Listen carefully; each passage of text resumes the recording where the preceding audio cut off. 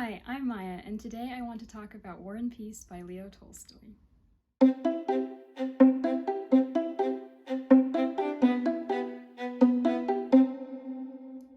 So I made a New Year's resolution at the beginning of 2022 that I would read War and Peace this year. It is a very large book, so I wanted to make it a more attainable, realistic goal for me. So there are about 365 chapters in this book, so I've decided to read a chapter a day, every day this year. I like doing it this way because that way I also have time to read other books that I've been wanting to read. So far I read 10 other books this year. Of course, it's been difficult to stay completely on track, so there are some days where I have to play catch up and read a couple chapters in a day instead of just one chapter. But for the most part, I've been staying on course. And so now we're officially halfway through the year, and I'm officially halfway through the book. So I wanted to talk just about the first half of War and Peace, and then I'll make another video about the rest of the book once I finish it. So I was excited to read War and Peace because I absolutely loved Anna Karenina, but sadly I don't think this book is as good as Anna Karenina. There are several reasons why. The first being that it is not as neat and tight and compact as Anna Karenina, which sounds funny because Anna Karenina is also a very long book, but every chapter, every sentence in Anna Karenina feels important and purposeful. Whereas with this book, there's a lot of filler, it feels like, and the war chapters especially to me are extremely boring because essentially this book is just fan fiction. It's Tolstoy inserting himself into the Napoleonic Wars and saying that if he had been there, things would have been different, and oh, we should have done it this way, and this is what should have happened. It's really boring. It doesn't feel necessary to the plot. There is only one line in the war chapters that I liked, and I wrote it down on my computer, so I'll read that. The sound of musketry at the foot of the hill, now diminishing, now increasing, seemed like someone's breathing. He listened intently to the ebb and flow of these sounds. So that's a cool concept, a cool image, right? But aside from that, the war chapters are just a lot of talk about battle strategy, fighting, and not a lot of poetry, and it doesn't really showcase Tolstoy's writing ability. It's more telling than showing. Another reason why I don't like War and Peace as much as Anna Karenina is that there is a lot of sexism in this book, whereas Anna Karenina, I didn't pick up on that as much. In this book, every time a woman is introduced, she is described as either pretty or plain. And so her entire worth and value as a human being is summed up in her physical appearance. There are also a lot of flat female characters. Women are either beautiful and shallow, like Helene, one of the characters in this book, or plain and saintly, like Maria in this book. And so that's a very limited view of women, and it doesn't give them the opportunity to grow and change and have nuance to them. They're stuck as stereotypical caricatures. Also, in this book, Tolstoy makes so many generalizations about women, as all women do. Women always say this, women always do that, all women think this way. It's really annoying, really aggravating. And these are things that are not in Anna Karenina, or at least don't occur so frequently. In War and Peace, the character Helene is especially objectified. Even her name connects her to Helen of Troy, who was just an object that could be taken, passed around from man to man. Helene is a possession for Pierre, her husband. She has a beautiful body and an empty brain. She's shallow and she only wants Pierre for his money. She's a very basic character type that pops up a lot in fiction. And it's disappointing to read about her when I know that Tolstoy is so capable of writing very in-depth, nuanced, interesting characters. Another part in regards to women that was difficult to read in this book is when one of the main characters, Andre, is making fun of his wife for saying that a marriage proposal could change the fate of a woman's life. But she's absolutely right.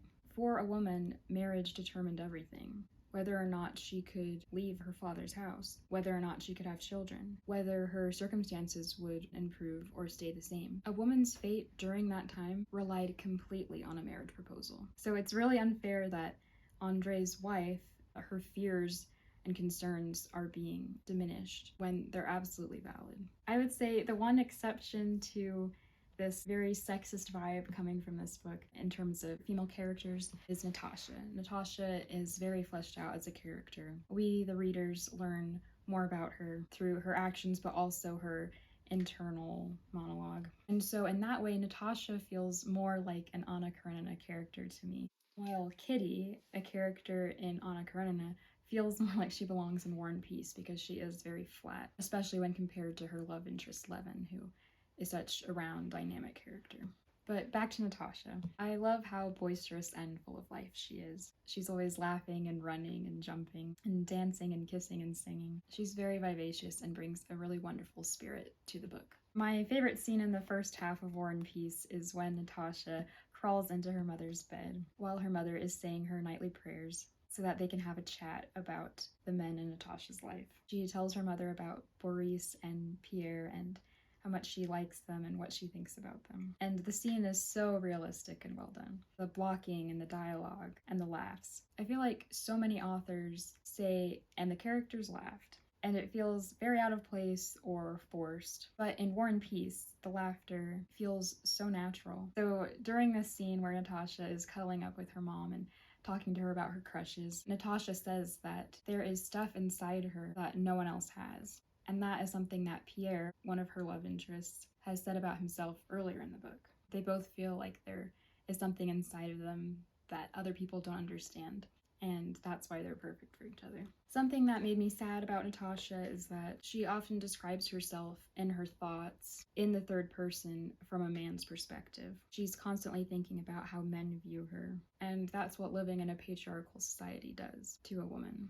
Another female character in War and Peace is called Maria. She is the sister of Andrei, and she has a horrible, horrible, awful father who wants to keep her under his thumb. He likes controlling her. He's scared that she'll be taken away from him, so he sabotages her visit with a potential suitor by insulting her appearance in front of the suitor. He's a terrible person. He tears his daughter down instead of building her up. He's emotionally abusive and toxic. He ruins her self-esteem to keep her trapped with him. And Maria is the total embodiment of turn the other cheek. She takes her father's abuse and prays for him and is a total saint, totally kind and generous and wonderful. And at first that annoyed me that she wasn't fighting back. But there was a part in the book that made me really happy and showed that she's not a complete pushover. She lets these pilgrims, known as God's folk, come into the house, even though her father forbids it. And she dreams of running off and becoming a pilgrim herself. And so that little bit of insight into her mind, into her hopes and dreams and goals, was very satisfying after pages and pages of her just being this very flat, passive character who is acted upon instead of acting herself. It was so refreshing to finally have a moment where we learn more about what she wants out of life instead of what other people want for her. And so when I read that part, I was like, yes, Maria, please run away and become a pilgrim. But she can't do that because she loves her nephew too much and she has to stay and take care of him, which is understandable.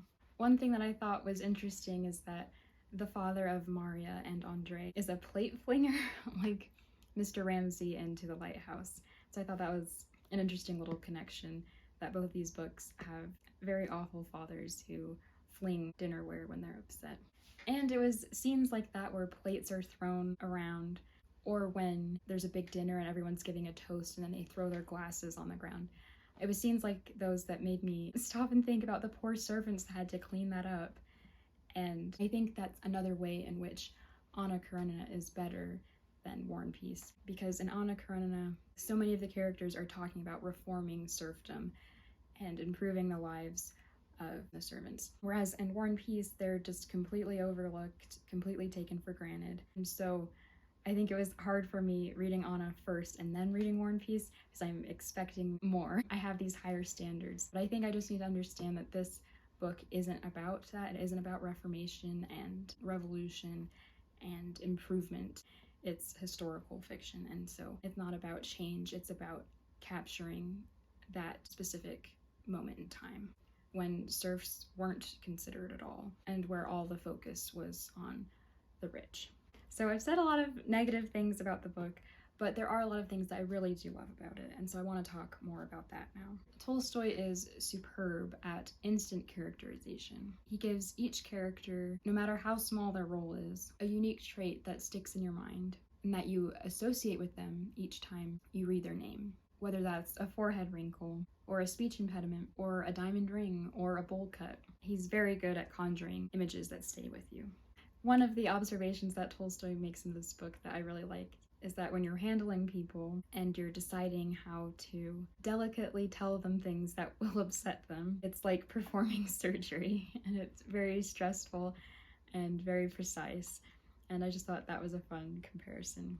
I also like his observations about how there are many people who are political weathercocks, meaning that they just go wherever the wind takes them, and they don't have any real true convictions. They just go with the crowd, go with what's popular, say that they believe something if it will get them ahead, if it will get them more power and prestige. So that was something that was interesting to read about because it's still relevant today. Another observation Tolstoy makes is that the sovereign of a nation will never be a good commander-in-chief of the military because he will never be questioned, even if he makes a very strange or bad decision. The people under him will just tell him what he wants to hear and will continue to fluff his ego and tell him that he's doing a great job, but that will eventually lead their country to ruin. And so it's better if the sovereign takes more of a backseat role in war and lets trained military individuals take the lead.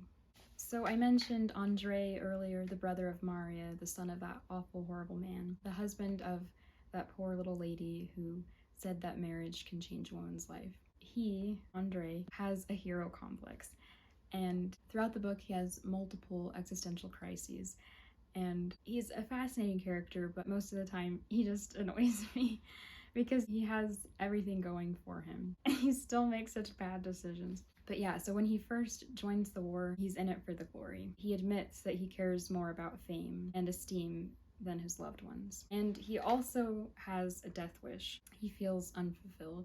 So he wants to go to war, he wants to die in a blaze of glory, and he wants people to remember him as a hero. And so he almost gets his wish. There's this very significant moment where he almost dies and he's holding the flagpole, and Napoleon walks past and sees him there with the flag in his hand and is very, very impressed with him and says some praiseworthy thing about him. But then after that, after he finally got what he wanted, what he's been waiting for his whole life, Andrei thought of the insignificance of greatness. And so he realizes it was all for naught, and that was a dumb thing to be pining away for because it'll never bring true satisfaction or true fulfillment. And so, spoiler alert, Andrei's wife dies, and he gets really depressed and miserable when she does. But then he decides to stop living for himself and to start living for others. And the catalyst for this switch in him is that he observes Natasha and sees how in love with life she is. And that inspires him to be a better person and to be more selfless. But another spoiler alert that doesn't last, Andrei is on a roller coaster, so he decides he wants to be better, and he is for a little bit, but then he falls back into his pessimistic view of life. And so I forget how I was feeling about him when I was halfway through the book. I've since gone beyond that, and the part that I'm at now, he's currently annoying me, but that could change at any time because he is on a journey and has been going through a lot of different things. So I still have faith in him that he could end the book being a good person. Another character I wanted to talk about is Nikolai. He is the brother of Natasha, and I feel like a broken record, but all of these characters annoy me, and maybe I'm just too irritable a person, but so many of them are just get on my last nerve.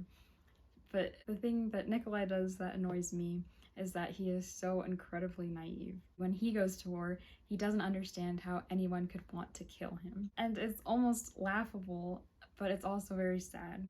He also has this feverish hero worship of the Tsar, as many of the characters do. Andrei does before he becomes disillusioned, and so many other characters are just foaming at the mouth over the Tsar. But Nikolai's homecoming when he comes back from the war is very touching, and you can feel how much his family loves him. Nikolai just has very poor decision-making skills, and I think that's what annoyed me the most about him.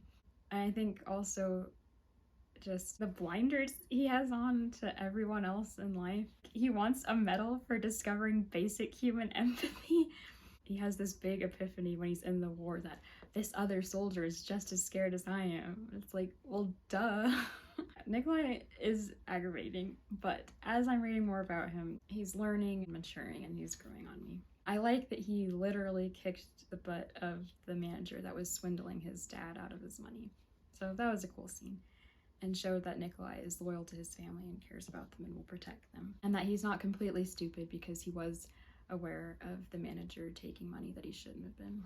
So there's a character in the first half of War and Peace that so far in the second half hasn't been very significant, and that's Prince Vasily, who is the father of Helene. And he is a textbook Slytherin.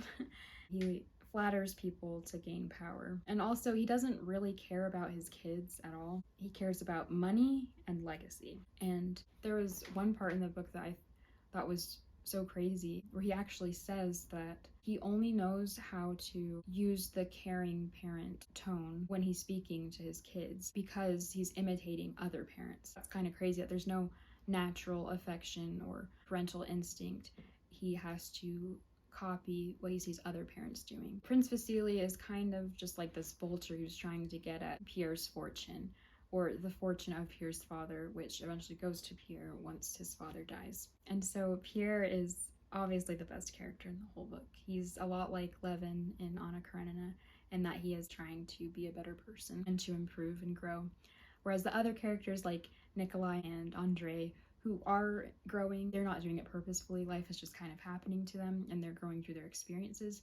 But Pierre in this book and Levin in Anna Karenina have taken life into their own hands and are trying to change for the better. So like Levin, Pierre finds God after not believing in God. But unlike Levin, Pierre finds God through the Freemasons. And after he goes through this transformation, Pierre has all of these philosophical debates with Andrei. And so that's very similar to Levin's conversations with his brothers. And so Levin and Pierre are both fascinated with the topics of morality and religion and service and the purpose of life. Pierre's path to self-improvement is chronicled in his journal entries, and I loved reading those journal entries. It was so fun to have that direct first-person perspective from Pierre, as most of the book is third person. So it was fun to have that deep dive into his psyche and to see how desperately he wants to be a better person and that he's willing to put in the effort to become that.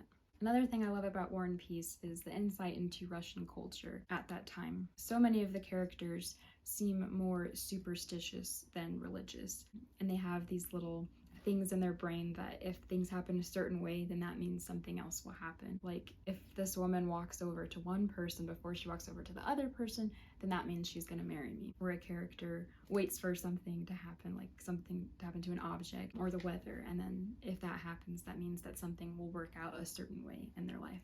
And so I think that's interesting that they rely on those more superstitious things instead of praying or relying more on true religion. And the funniest part of all in the whole book is that Napoleon is in it. He's a character and we hear him speak and we hear his thoughts and we see him described physically, and it's just hilarious that amid all of these fictional characters, all of these original characters created by Tolstoy, we also have Napoleon Bonaparte, and it just feels like such a fan fiction.